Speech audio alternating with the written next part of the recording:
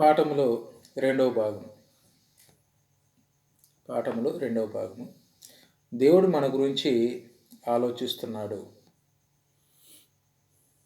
మత్తయి సువార్త 6వ అధ్యాయము 30వ వచనం.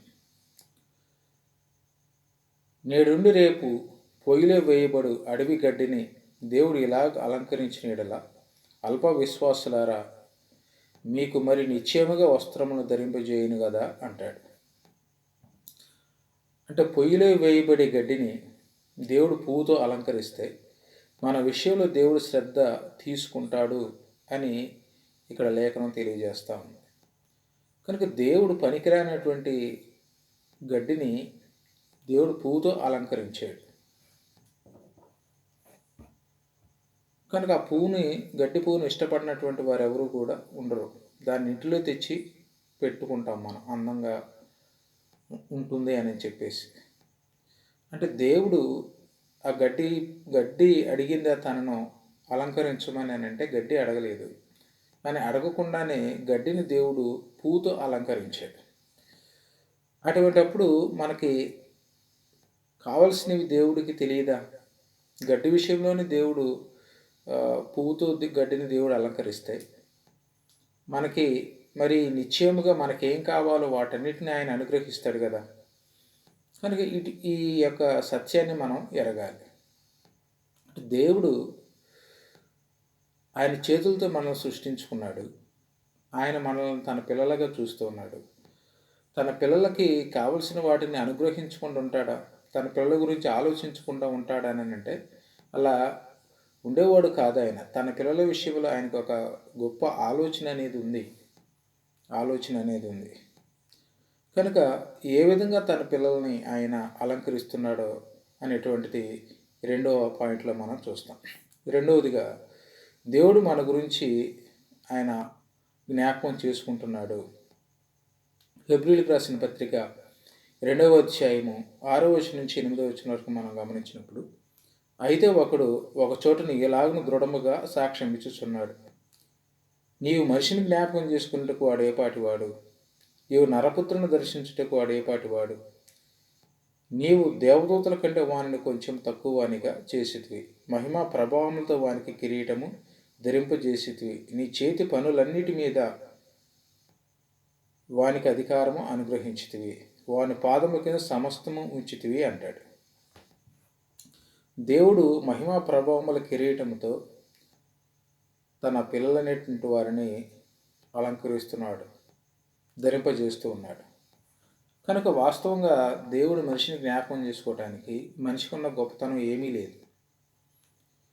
కనుక మనకున్న గొప్పతనం ఏమిటనంటే మనలో ఏ గొప్ప లేదు, ఏ మంచి లేదు, ఏ నీతి లేదు. అయినప్పటికీ కూడా దేవుడు మహిమా ప్రభావంతో కిరీటం ధరింపజేస్తూ ఆయన చేతి పనులన్నిటి మీద కూడా దేవుడు మనిషికి అధికారం అనుగ్రహిస్తూ ఉన్నాడు. మహిమా ప్రభావములతో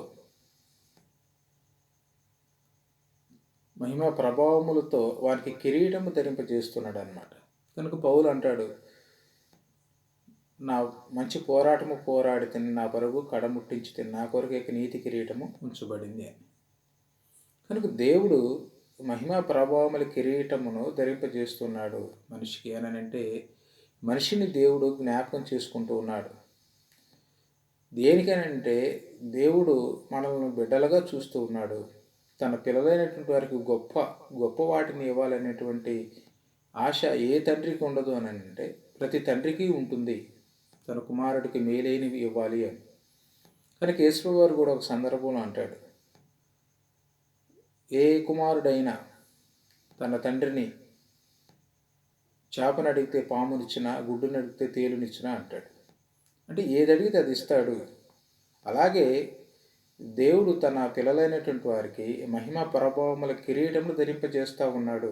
వారికి ఉన్నతమైనవి ఇవ్వాలి అనేటువంటి దాన్ని ఆయన ఆలోచన చేస్తూ ఉన్నాడు, సంకల్పము కలిగి ఉన్నాడు ఆయన.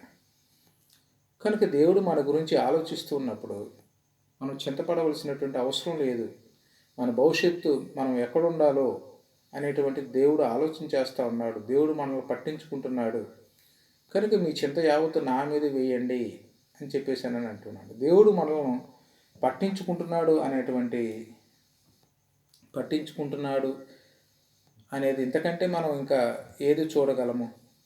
కనుక దేవుడు తన పిల్లలను ప్రతి అవసరతలో కూడా పట్టించుకుంటున్నాడు, వారిని కనిపెట్టుకుని ఉంటున్నాడు అనేటువంటి దాన్ని మనము ఇక్కడ గ్రహిస్తూ ఉన్నాం.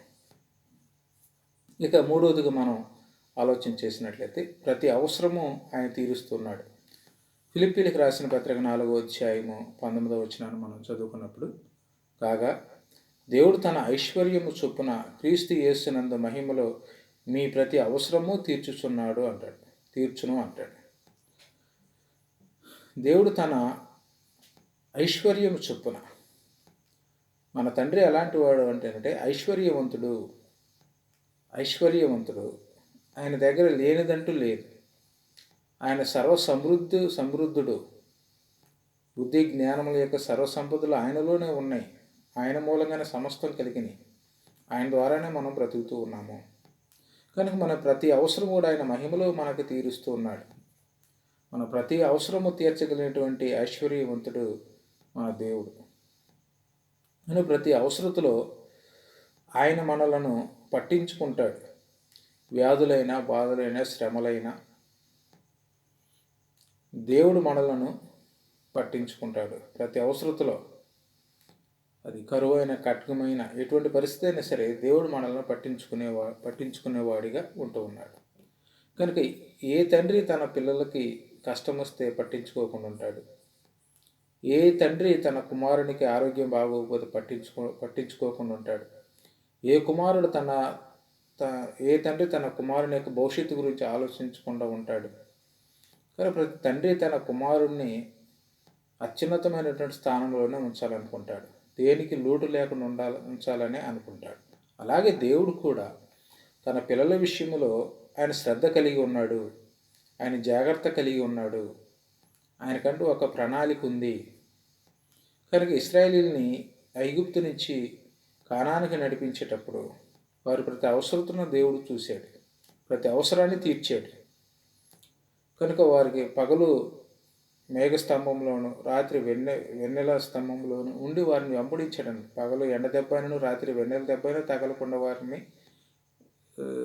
సంరక్షణలో, అంటే సురక్షితంగా దేవుడు వారిని కనానుకు చేర్చాడు. అంటే దేవుడు తన పిల్లల విషయంలో ఎంత జాగ్రత్త కలిగి ఉంటాడు అని అంటే అంత జాగ్రత్త కలిగి ఉంటాడు. 121 కీర్తనలో మనం చూడగలుగుతాం, ఇశ్రాయేలుని కాపాడు దేవుడు కొనకడు నిద్రపోడు అనేటువంటి మాటను అక్కడ మనం చూస్తాం. అంటే దేవుడు తన పిల్లలను కాపాడే విషయంలో ఉనికేవాడు కాదు, నిద్రపోయేవాడు కాదు. కోడి తన పిల్లలను ఏ విధంగా అయితే రెక్కల కింద భద్రపరచుద్దో ఆ విధంగా దేవుడు తన పిల్లలను భద్రపరచగలిగినటువంటి శక్తిమంతుడు. కనుక ఈనాడు మన కుటుంబాల్లో శ్రమలు కానీ, లేకపోతే అనారోగ్య సమస్యలు కానీ, ఆర్థిక ఇబ్బందులు కానీ ఉన్నప్పుడు మనం ఎటువైపు చూడాల్సిన అవసరం లేదు. మన తండ్రికి మన సమస్యలు తెలియజేసినప్పుడు ఆయన తీర్చగలిగినటువంటి శక్తిమంతుడు. ఆయన సర్వశక్తిమంతుడు. ఆయనకి సమస్తము సాధ్యం. కనుక తండ్రి తన పిల్లల విషయంలో శ్రద్ధ తీసుకుంటున్నట్టు మన గురించి ఆయన శ్రద్ధ తీసుకుంటాడు. మనం ఆందోళన పడవలసిన అవసరం లేదు. కనుక ఈ పాఠము పేరు మనం ఏమని విన్నామనంటే దేవుడు పట్టించుకుంటాడు.